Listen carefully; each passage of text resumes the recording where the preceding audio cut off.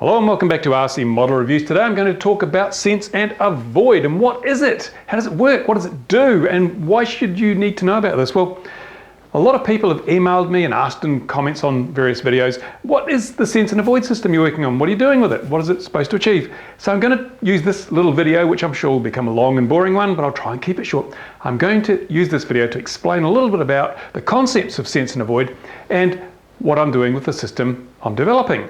So first of all, there's two parts to sense and avoid. Obviously there's sense and there's avoid. Now, avoid's a pretty simple one, so we'll start with that. If you have a system that can detect when two aircraft are on a collision course, which does happen, people get killed, all sorts of bad things happen, but it might not be just an aircraft and another aircraft. It could be an aircraft and a flock of birds. It could be an aircraft and a model, especially an FPV model, and we'll look at that a little bit later. But whenever there's a collision imminent, the avoid system would kick in and do one of two things. First of all, it would alert the pilots, be they the pilot of a full-size aircraft or an FPV pilot, whatever, would alert them to the threat.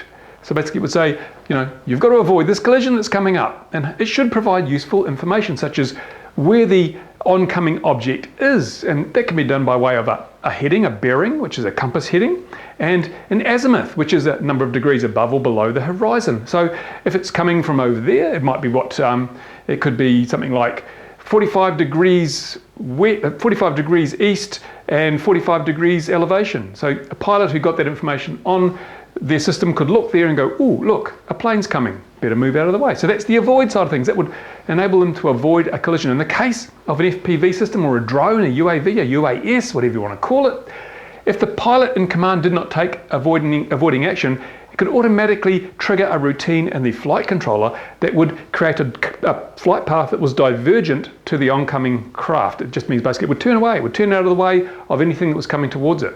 So it could return to a pre-designated safe waypoint and loiter there, do a whole lot of things could be programmed into it as part of the avoid strategy. So that's the avoid, that's the easy bit. I mean, this is so easy to do.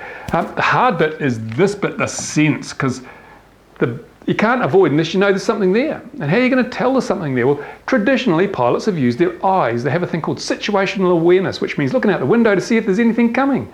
It's pretty much that. You rely also on the radio, because if you've got multiple aircraft in a given area, they'll talk to each other, or through air traffic control, they will be coordinated through radio calls. And that becomes part of your situational awareness. You fly towards an airfield and you announce, if it's an uncontrolled airfield, you announce that you are entering the airspace, and anyone else in the area will hear you, and they'll know, oh, there's another plane out there somewhere. So, or it might be 1 mile west of the airfield, and so you're 1 mile west of the airfield, you think, oh, it's pretty close to me, I better look around. So all these things contribute to what aviators call situational awareness.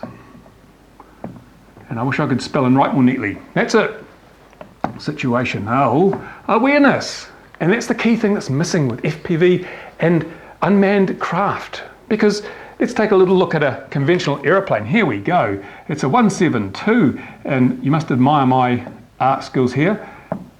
It's an old 172. It hasn't got the kink in the back, see that? And there's the tail, and there's the wing, and here's the nose leg, and there we go. So here we go. You've got a cockpit here with a little window like this and door window. So as a pilot in here, here's Mr. Pilot, you can see, you have an area that you can see out the front here. This is your thing. You can also see out the side, so there's an area out here, actually like that. So you've got this sort of these zones of awareness where you can see if there's anything coming. And they're not that great, to be honest. I mean, if something comes, if you've got another plane bearing down here, you won't know it's coming unless you've got something like a sense and avoid system. You know, you could have, for example, what has happened in the past around the world on a number of occasions is, here's our high wing Cessna. Over here, we might have a low wing plane. It could be a Spitfire, but it's probably not going to be. But here we've got a low wing plane, and pilots in here, woo, looking at that. That pilot can see out here, but they can't see down here. So if this pilot descends, he might not see the plane below. And if this pilot's climbing, he might not see the plane above, because it's like when you're driving, all cars have blind spots. You know, you look at the rear vision mirror, nothing there. You look in the wing mirror, nothing there. But there's an area not covered by either mirror, the blind spot. And that's what you get here. And so with full-size aviation, there's always the risk of a collision due to those blind spots. And that's why these planes, they do collide from time to time.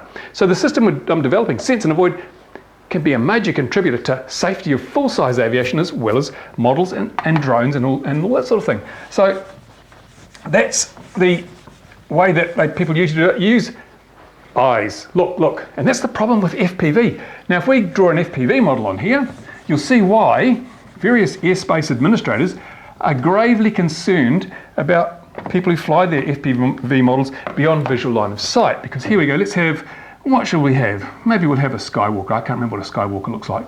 Something like this, isn't it? Or maybe it's a Hobby King EPP plane, I don't know. But here it is. Here is your, and we'll put the little aerial up here, cloverleaf aerial. Look at that. It might have a long-range UHF, I don't know. Doesn't matter, because somewhere on here there's a camera, usually poking at the front.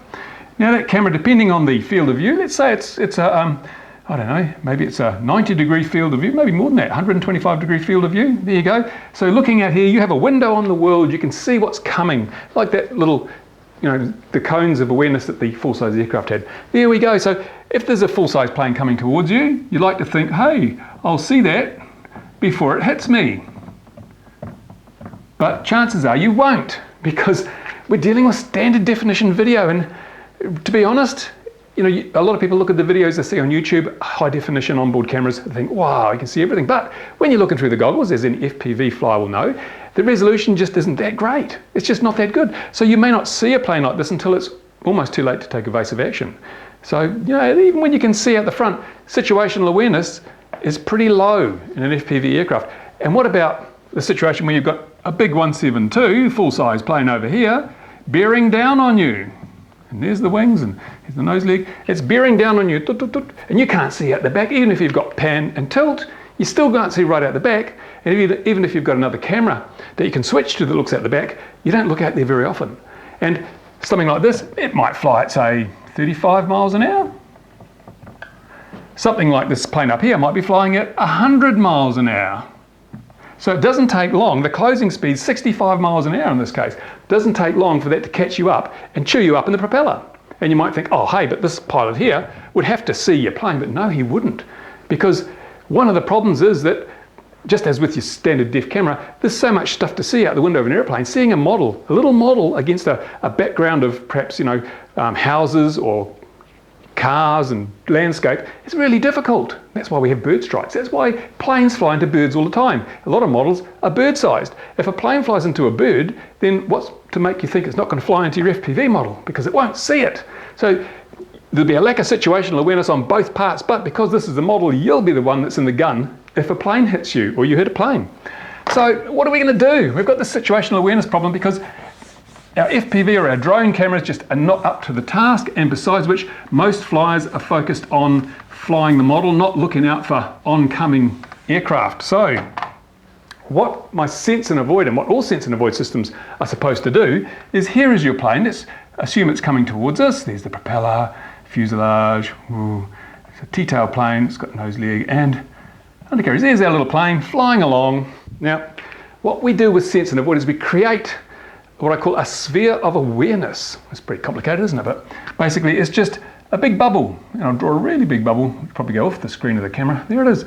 It's a big bubble that surrounds the craft. And it's a three-dimensional bubble, so it's a real bubble, and your aircraft is right in the middle of it, whether it's an FPV model or a full-size aircraft or whatever. It's stuck in the middle of this bubble. And most of the time nothing happens because there's nothing else in that bubble. In the case of my sense and avoid system, what I'm testing at the moment, the radius of this bubble is 1.5 kilometers. Okay, so it's 3 kilometers across, a 1.5 kilometer radius. Now, if anything enters that bubble, anything which poses a threat to your particular craft, which means it can be a full-size aeroplane, like so.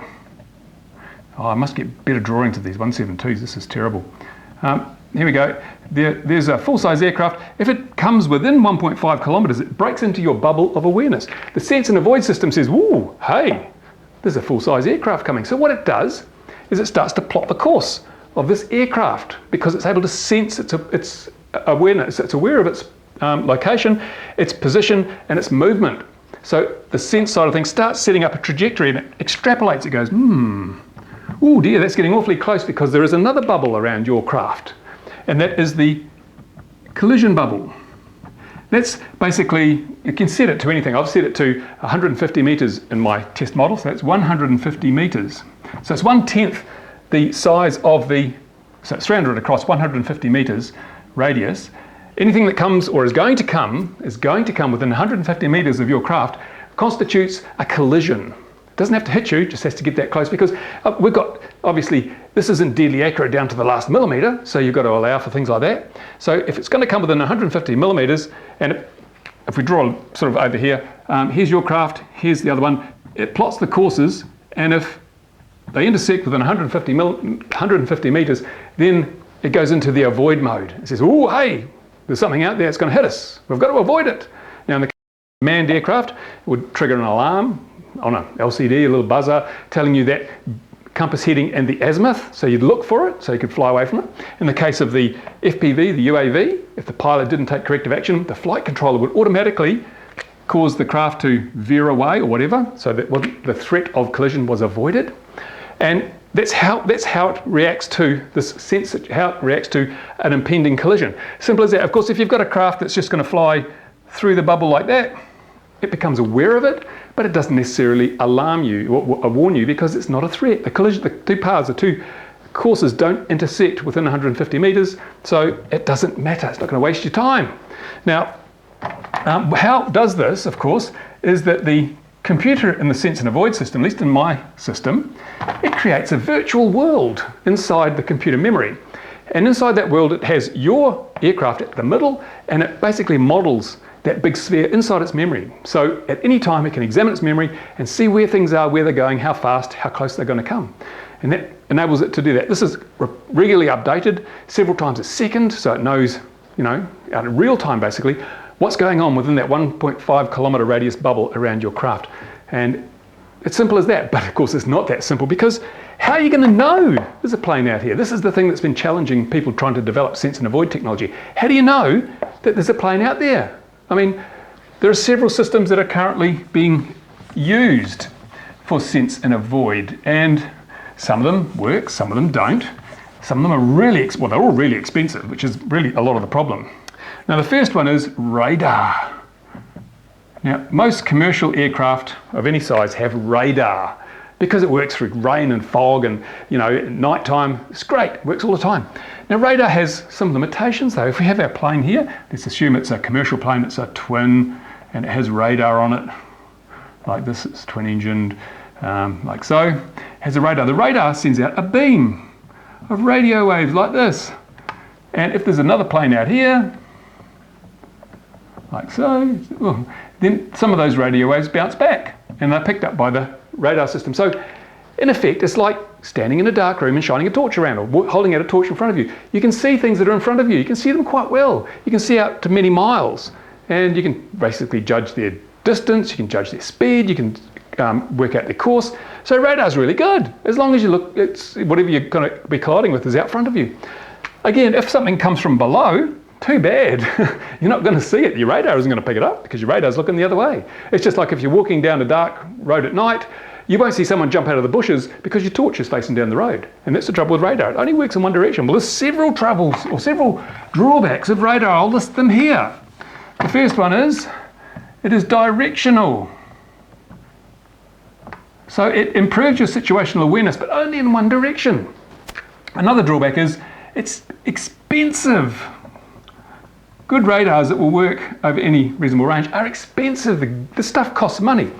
They're also heavy and bulky, which means they're fine in a twin-engine commercial plane, Piper Cherokee, whatever, one of those Piper Twins, or a Learjet or a 747. That's fine because they can carry all this extra weight and bulk. But you're not going to put them on a Skywalker or a quad or something like that. They're just not going to fit. Too heavy, too bulky, and they also use a lot of power. Huge amounts of power, because in order to illuminate, as it's called, an object that's a long way away, you've got to send a really powerful radio signal, because only a tiny amount of that radio will bounce back. Most of it's just going to dissipate into the ether.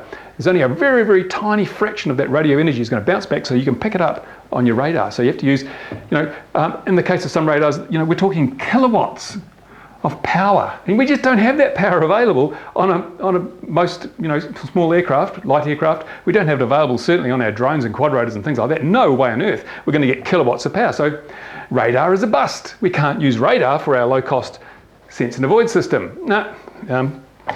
The other option, which is also used in the real world, is transponder-based sense and avoid. And this works really well. It's a transponder-based collision avoidance system, sometimes called TCAS. And what that does is that basically every airplane out here, like so, and like so, they will have a little radio transmitter on them, like this, which is connected up to GPS and the instrumentation on the plane.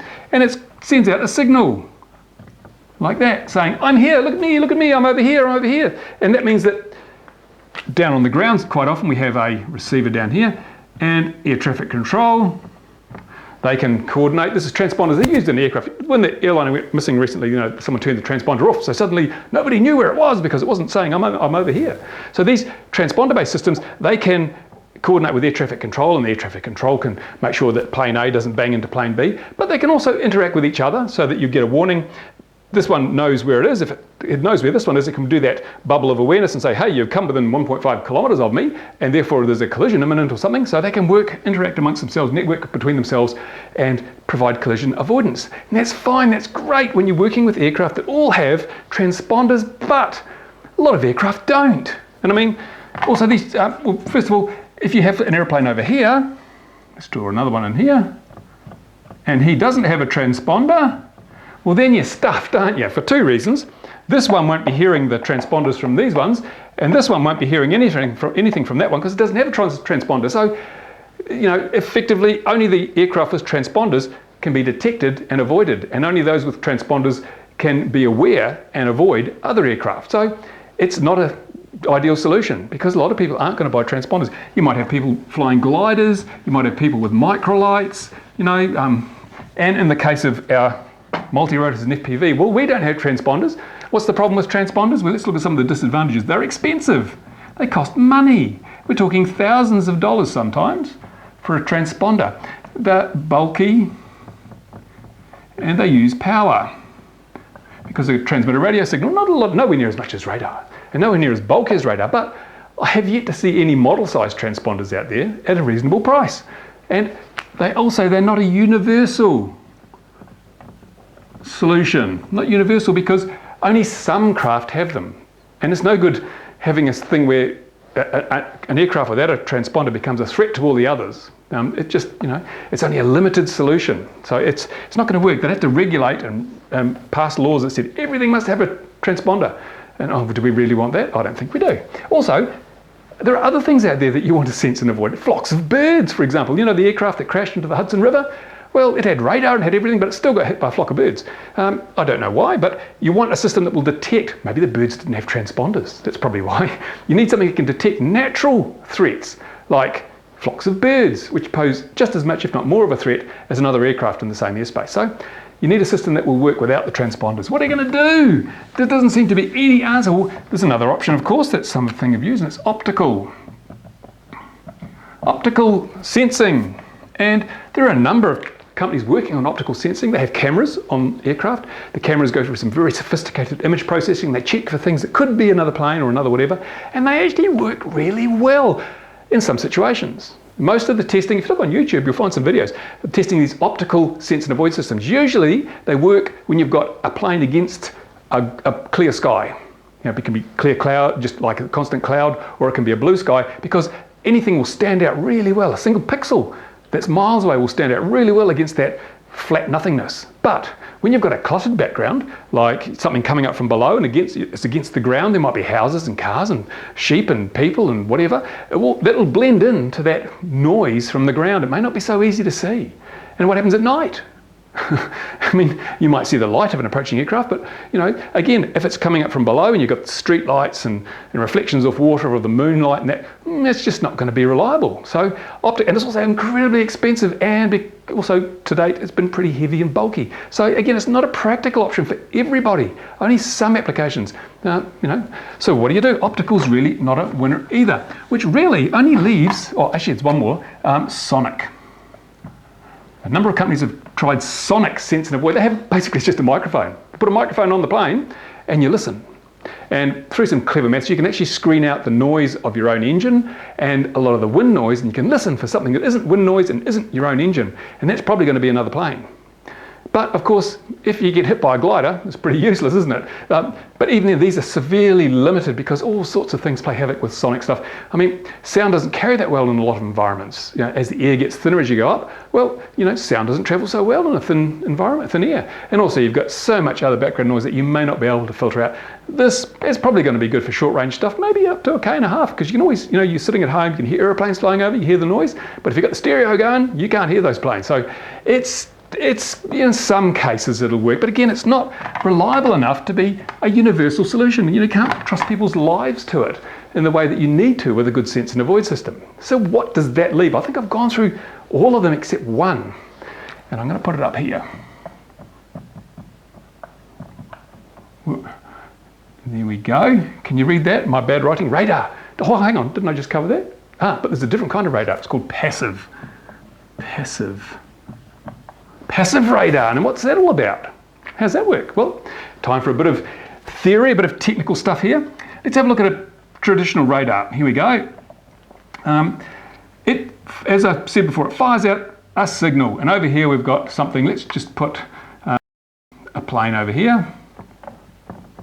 Here we go. There's a plane. Looks like a pelican, but who knows what it is. It's a plane over here. Radar signal goes bing, and then hits this, and a tiny fraction of it bounces back. And it's received either by the same dish or another dish. And the way early radar works, really interesting. It's amazingly simple. Radar is such simple stuff. If we drew a little graph down here, like on an oscilloscope, and I might do an experiment to demonstrate this one day, if you're interested. So we actually see it working in the real world with the oscilloscope. We'll actually make a radar that does this. But suffice to say, if this is the strength of signal that our little receiver antenna here picks up, so we're just hooking this straight into there, and this is more, and this is nothing, okay? Then, and this is time, so let's say this is 0, and this is some time in the future. When we send a pulse, just a single radar pulse, so I'll wipe all these ones out. Let's wipe all those out, let's just start from scratch with that. We send a radar pulse, bing, like that. Don't want to take the wing off our plane. Then obviously this receiver is going to pick that up. You get a big spike like that, that's the radar pulse, okay? Then this pulse is going to go, hit that, some of it's going to bounce back, hit the receiver antenna. So somewhere along here, sometime after the pulse is left, there's a little pulse. That's the returning pulse. That's the bouncing back signal, the tiny little signal that bounces back from that plane. So by looking at this, we know we know several things. First of all, we know there's something there.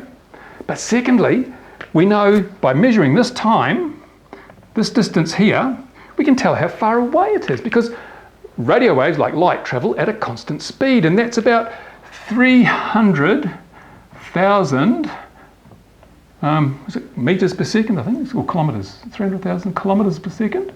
Yeah, I think. Anyway, what it actually means is, we'll go back to imperial measurements, is it travels about 1 foot per nanosecond, okay?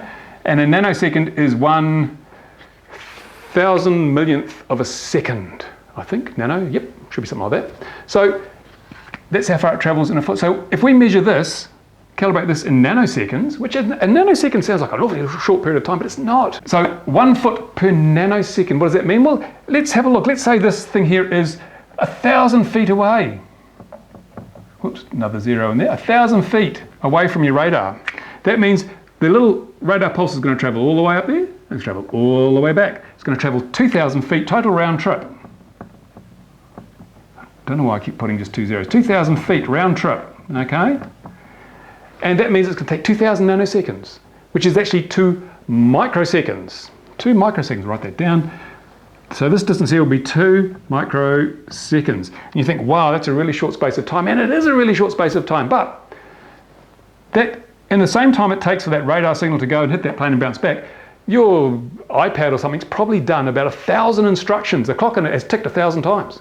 So it's not that much of a short period of time in terms of modern computer technology. But anyway, so we've got this little blip there, which is the reflection from that plane over there. If that plane was to move further away, the blip would move further away. If the plane was to come closer, the blip would come closer. If it was a really big plane, it'd be a bigger blip. If it was a really small plane, it'd be a tiny blip. So we can tell roughly relative size, and we can tell distance, and we can tell movement. So those are three really important things when you're trying to sense some kind of oncoming craft or determine where something is and if it's a threat. Okay, so that's how radar works. Also, you've probably seen the old radar screens that they used to have, probably seen them in movies, and they were like a circular thing like this, and they had a little thing in the middle and a little sort of arm or beam of light that swing around and around, so it would just go round and round and round like that. And how does that work? Well, surprisingly enough, exactly the same as this. Because if we were to look at that, this is where we are, that's 0, which is the same as there, and this would be the maximum range of our radar. And if this plane was over here, then that distance would be the same as that distance.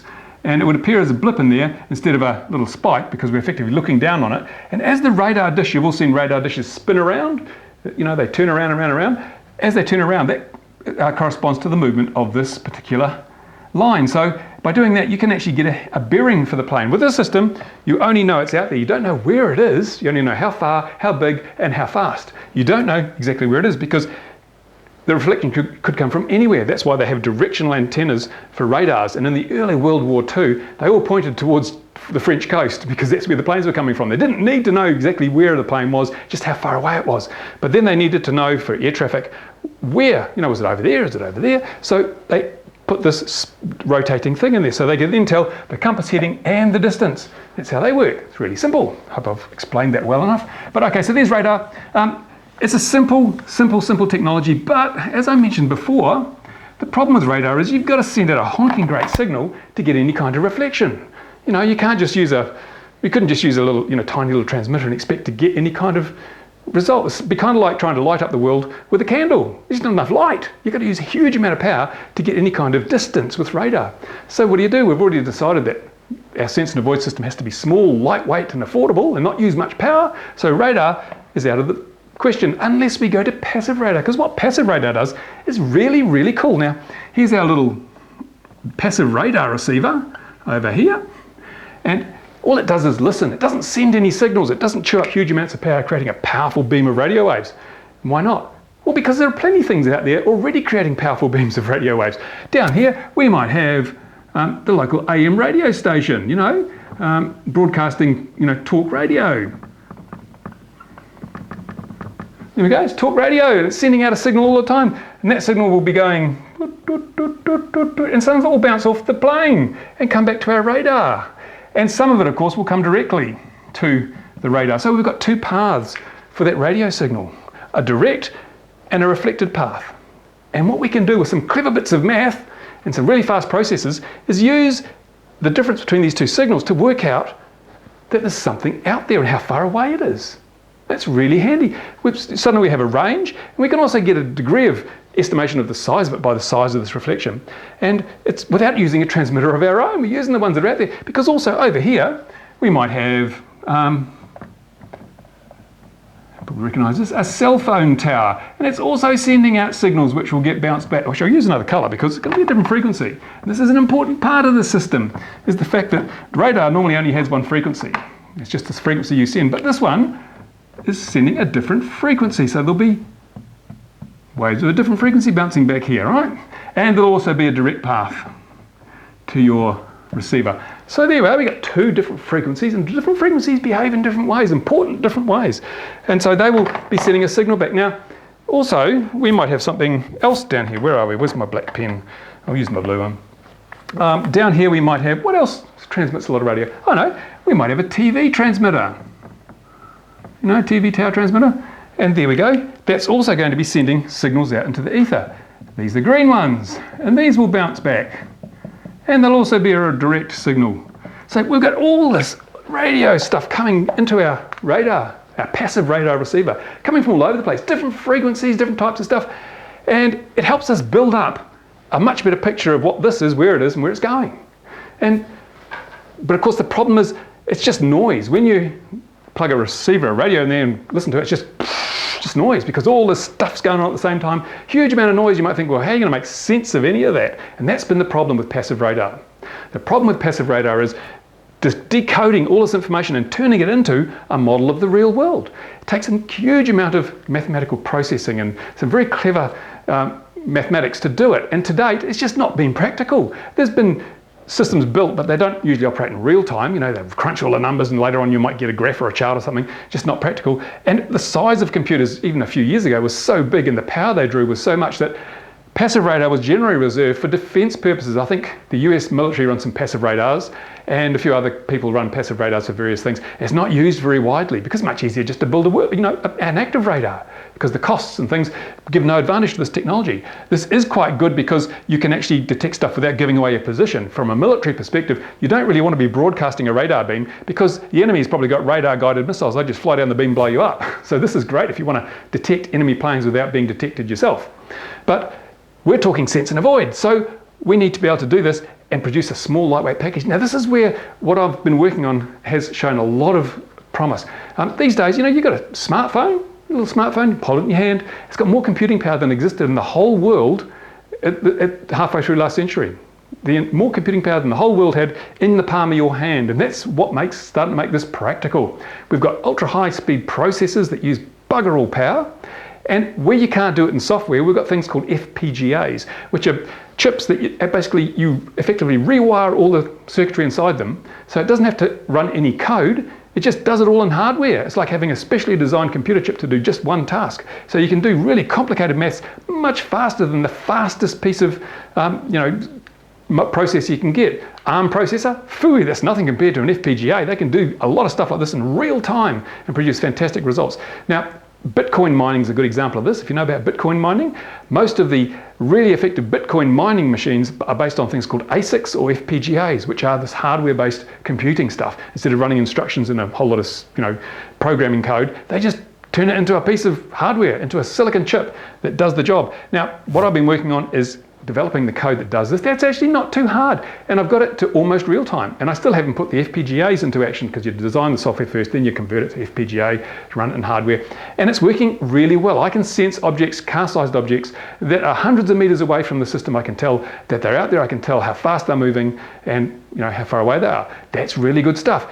At this stage, I can't tell where they are because one of the problems with passive radar is you can't work out the azimuth and the heading without using a beamed antenna, something that's more selective in one direction than the other. We don't want one of the drawbacks of radar, which is it only looks in one direction. We don't want that, and we don't want something that has to spin around on top of your aircraft because that just adds drag and it's impractical.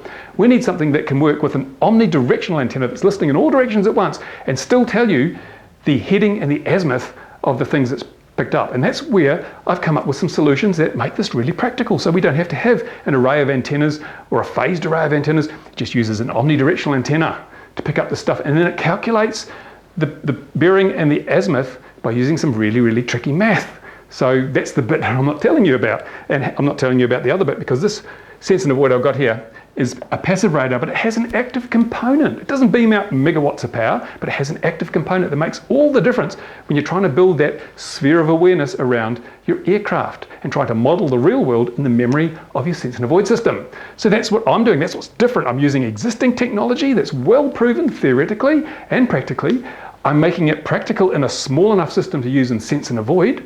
And I'm adding an active component that enables me to produce a 3D real-time map of the environment around the craft without having to use expensive, large, cumbersome directional antennas. So that's where my little bit of smart comes in. So that's where I'm at.